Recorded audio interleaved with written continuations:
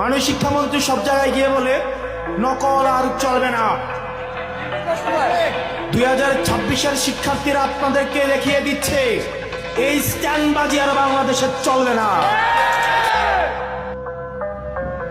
হাঁটু সমান পানিতে, বুক সমান পানিতে 2026 সালের এইচএসসি পরীক্ষার্থীদের আপনি ডুবিয়ে ডুবিয়ে আপনি পরীক্ষা দিতে বাধ্য করেছেন।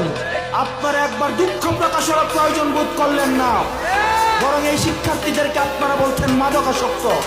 শিক্ষামন্ত্রী, আপনি যাদেরকে ফার্মের মুরগি বলছেন, এই ফার্মের মুরগিরা রাস্তায় এসেছে বলে আজকে শিক্ষামন্ত্রী হয়েছেন। এই ফার্মের মুরগিরা রাস্তায় নেমে এসছে বলেই শিলং থেকে এসে সংবিধান বিশেষজ্ঞ হয়েছে। এই ফার্মের মুরগিরা রাস্তায় এসেছে বলেই আজকে লন্ডন থেকে এসে বাংলাদেশের প্রধানমন্ত্রিত্ব করছে।